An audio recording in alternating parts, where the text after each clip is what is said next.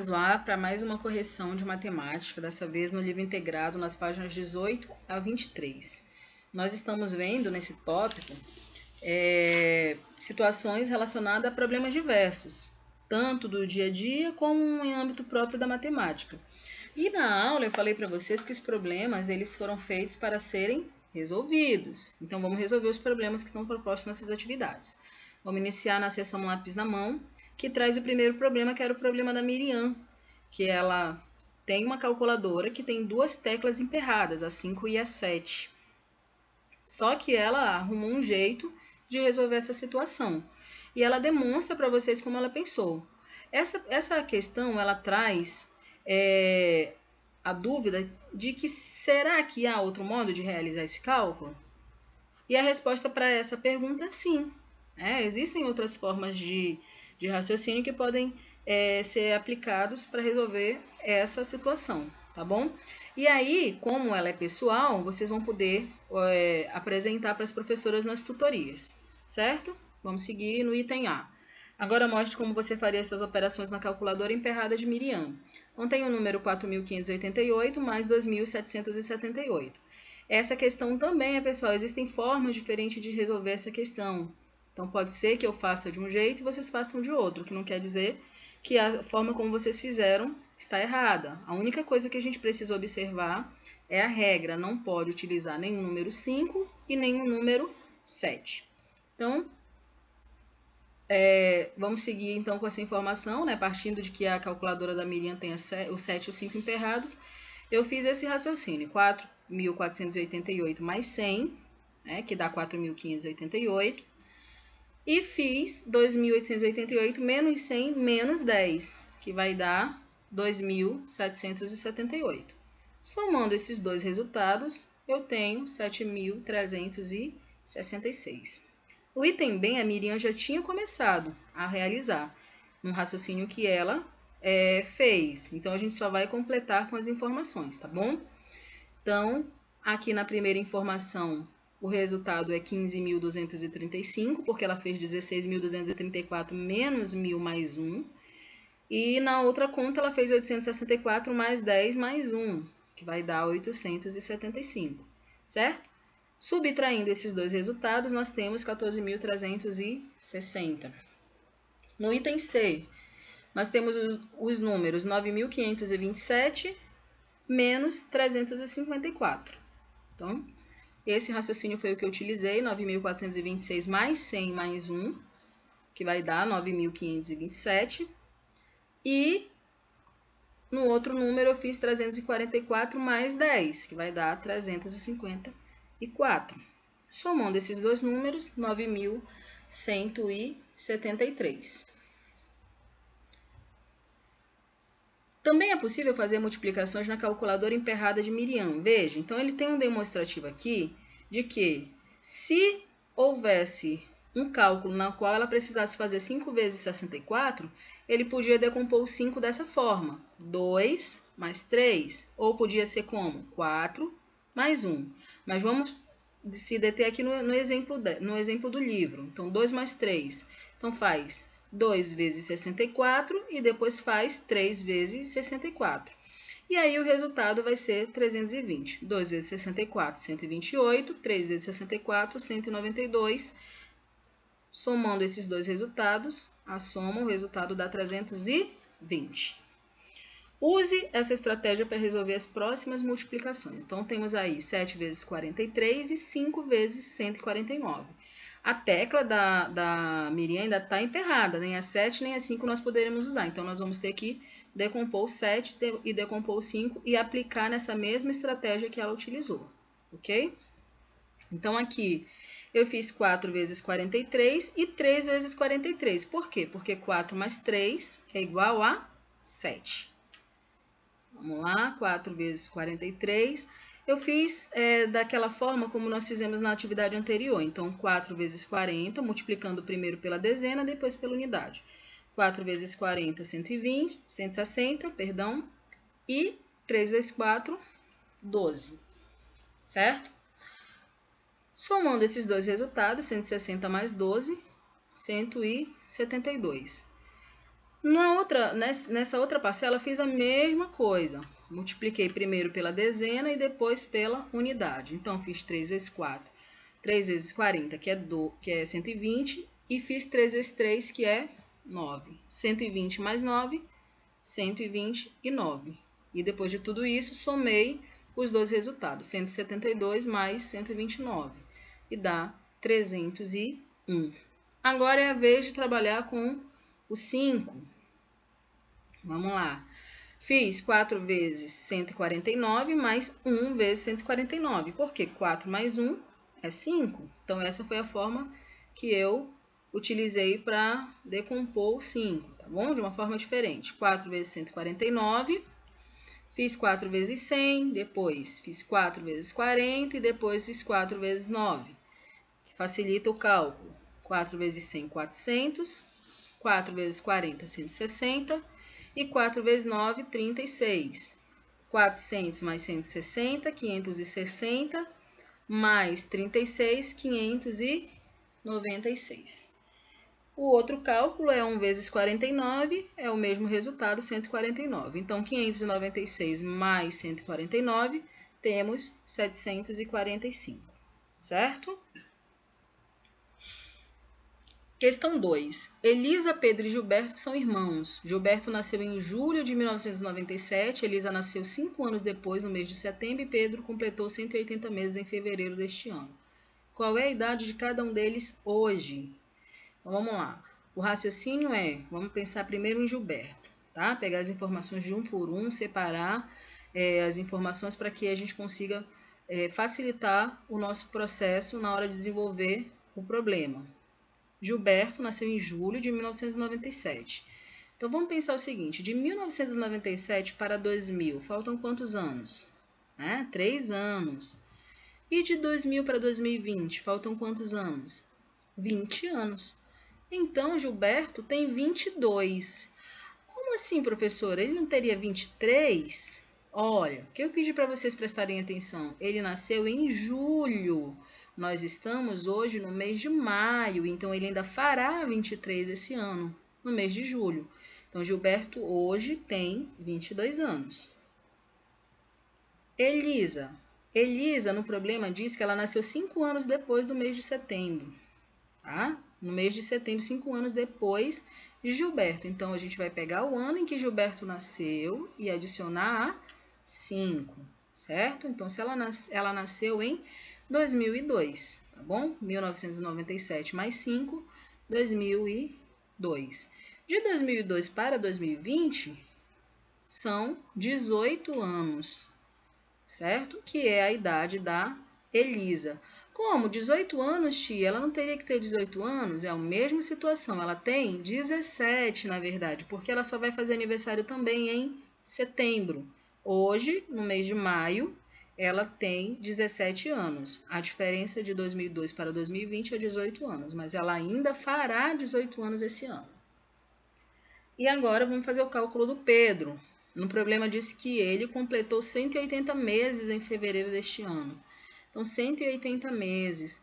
Um ano tem 12 meses. 5 anos. Aí eu vou fazer 5 vezes 12, que é igual a 50 mais 10, que é igual a 60 meses. 10 anos. Então, é o dobro. Se 5 anos ele tem 60 meses, em 10 anos ele vai ter 120 meses. E 120 mais 60 é igual a 180 meses. Exatamente a quantidade de tempo que Pedro tem, ok? Está perguntando quantos anos ele tem. Então, a gente vai somar 10 mais 5, 10 mais 5, que é igual a 15. Então, essa é a idade de Pedro, 15 anos. No item B, está perguntando quantos meses Elisa tem a mais do que Pedro. Então, vamos lá. 2020 menos 15 é 2005. Por que a gente fez esse cálculo? Para saber em que ano o Pedro nasceu.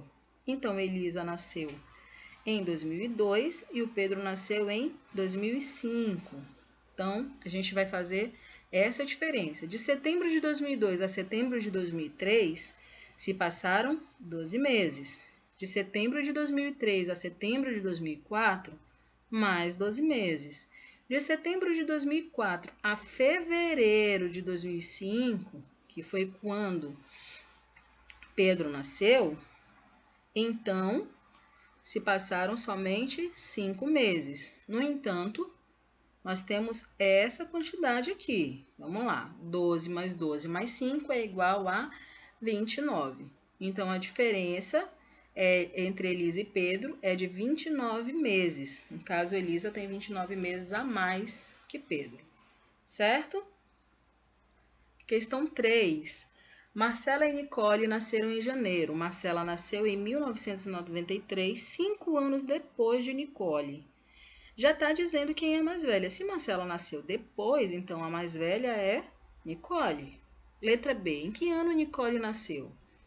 Marcela nasceu em 93, 5 anos depois. Então, tem duas formas de a gente fazer essa conta. A gente pode fazer uma subtração de 1993 menos 5, mas a gente também pode pensar assim, ó, 1993, 1992, 1991, 1990, 1989 e 1988, o que dá 5 anos antes de 1993.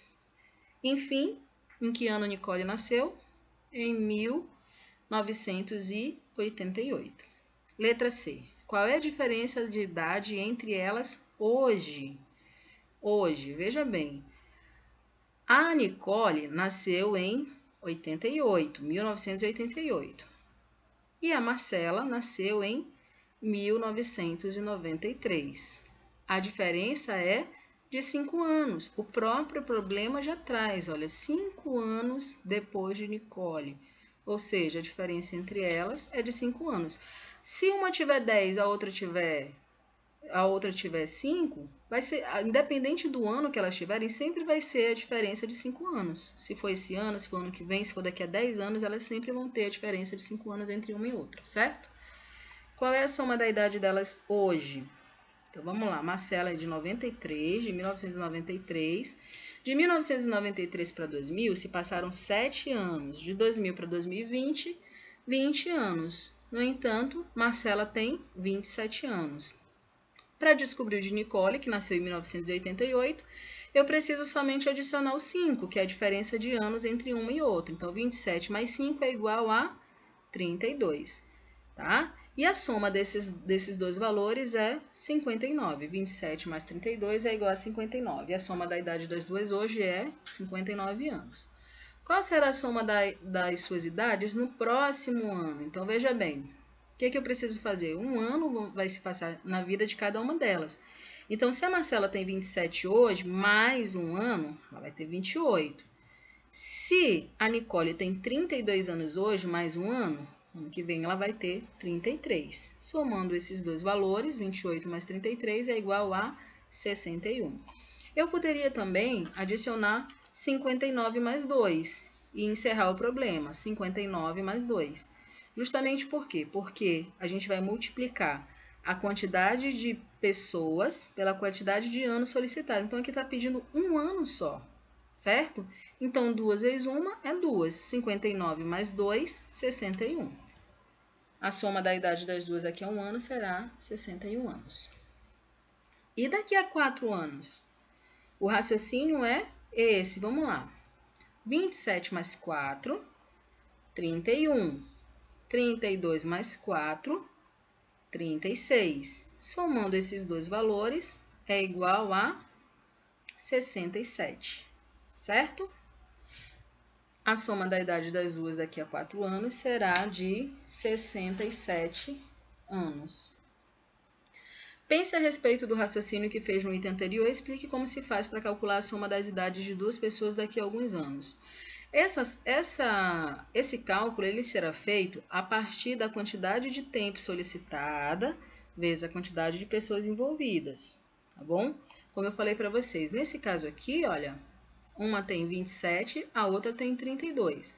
Se passaram 4 anos se passou para essa e se passou para essa. Se a gente vai acrescentar, 4 mais 4 é 8. Então, eu podia somar o valor de hoje que dá 59 mais 8? Sim, porque o resultado vai dar 67 do mesmo jeito, certo? Então, o raciocínio tem que ser o tempo sugerido vezes a quantidade de pessoas envolvidas. Se for 2 anos, 2 vezes 2. Se for 3 anos, 3 vezes 2. Se for 5 pessoas envolvidas, daqui a 2 anos, 2 vezes 5, certo? Vamos seguir então. Agora um desafio. Pensando na explicação dada no item F, como se faz para calcular a soma das idades de 3 pessoas daqui a alguns anos? Foi aquilo que eu falei para vocês. Tem 3 pessoas envolvidas e eles querem saber o cálculo da soma da idade dessas 3 pessoas daqui a 5 anos. Então, vamos lá. Tem Michele, que tem 6 anos, tem Alana, que tem 9 anos, e tem Lélia, que tem 14 anos. Quantos anos elas terão juntas daqui a 5 anos? Primeiro eu preciso saber quantos anos elas têm hoje. Hoje elas têm 29 anos juntas, certo? Tempo sugerido vezes quantidade de pessoas envolvidas, como eu falei, então tempo sugerido 5. Quantidades envolvidas, de pessoas envolvidas, 3. Então 5 vezes 3, 15. No caso, 29 mais 15 é igual a 44. A soma da idade das 3 meninas daqui a 5 anos será de 44 anos.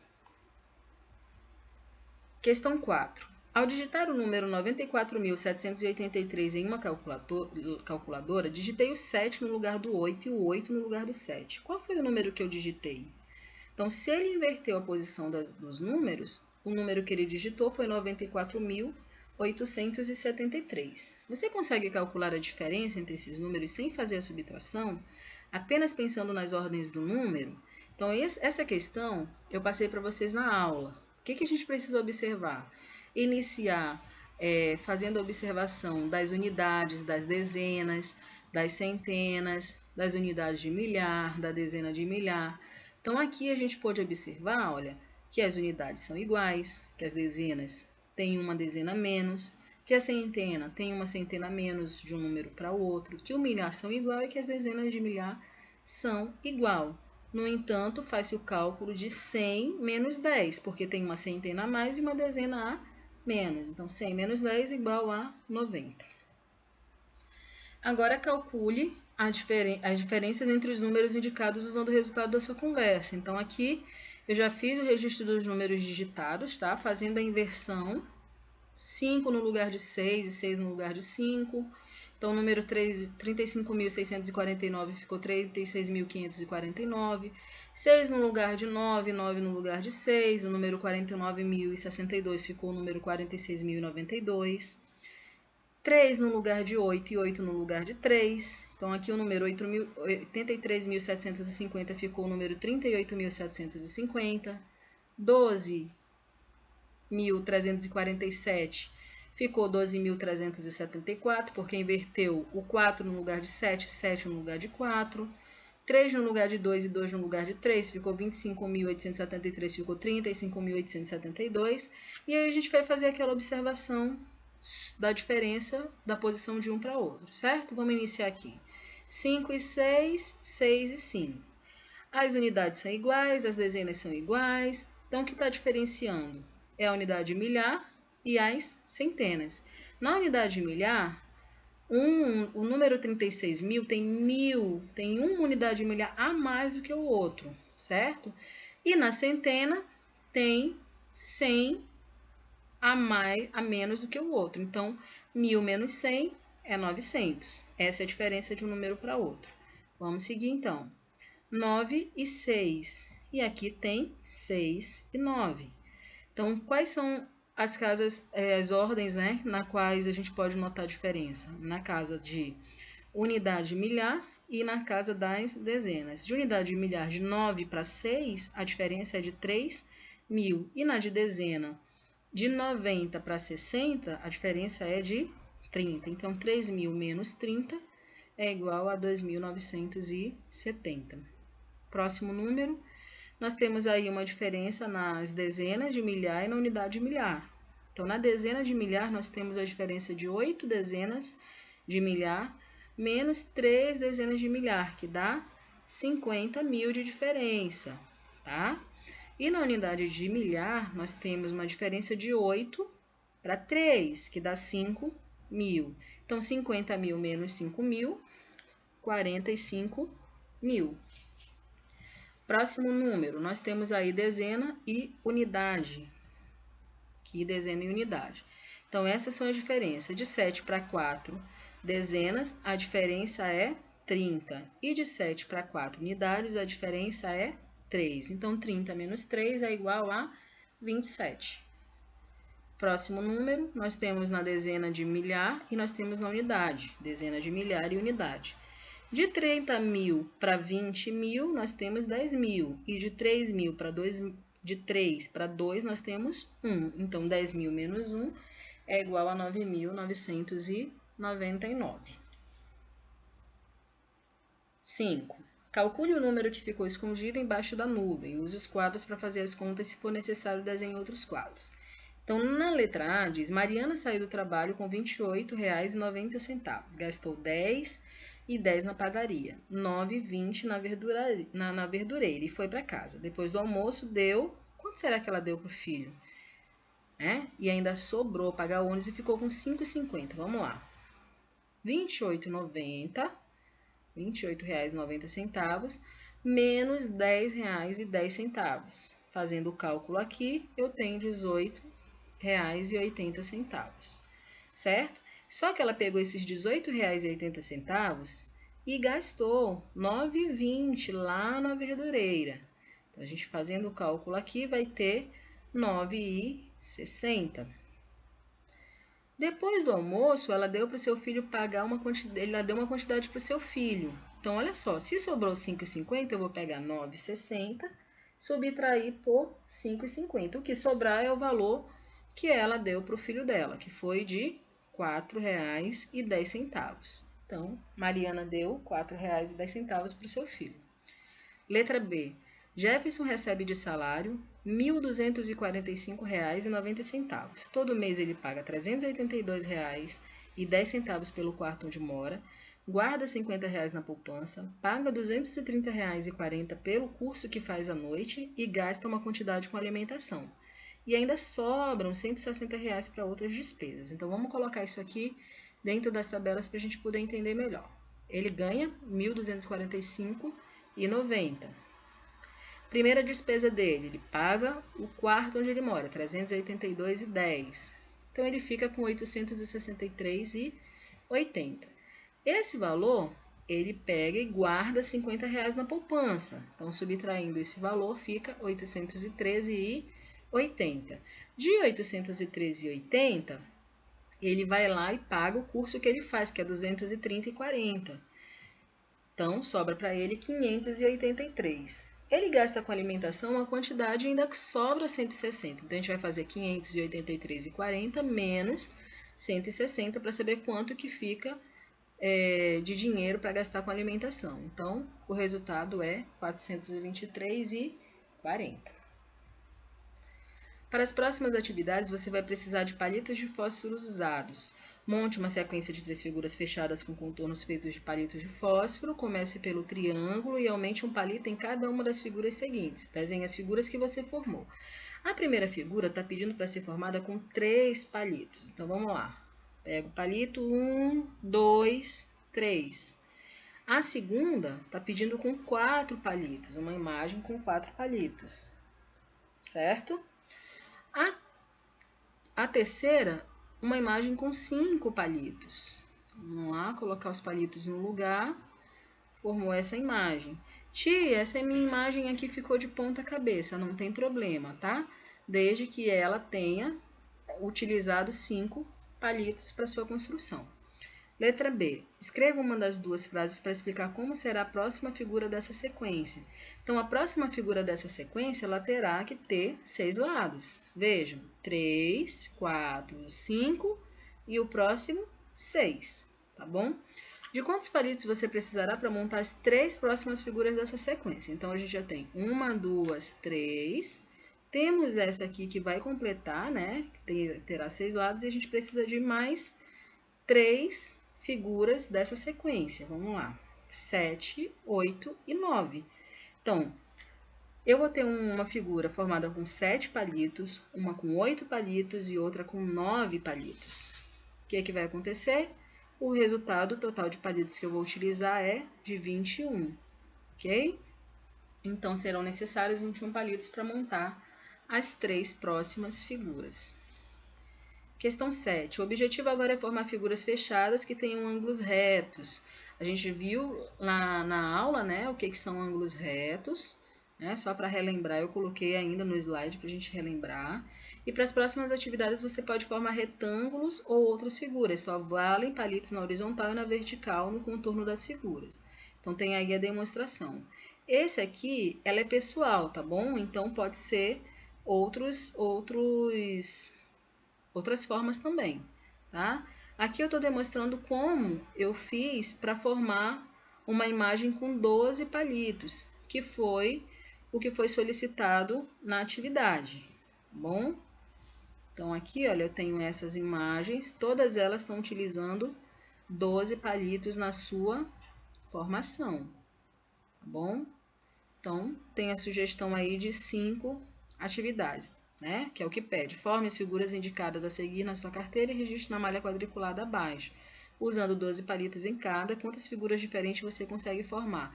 Eu consegui formar 5, pode ser que de repente você tenha conseguido formar mais ou conseguido formar menos, essa questão é pessoal.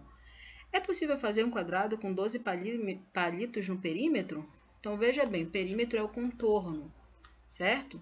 Eu consegui, ó, um quadrado com 12 palitos no perímetro, tá bom? Então é possível?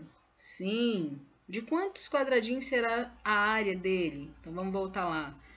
Quantos quadradinhos? A área é a parte interna, a parte de dentro. Então, vamos lá. 1, 2, 3, 4, 5, 6, 7, 8, 9. A área será de 9. Usando o 14 palitos, é possível formar um quadrado?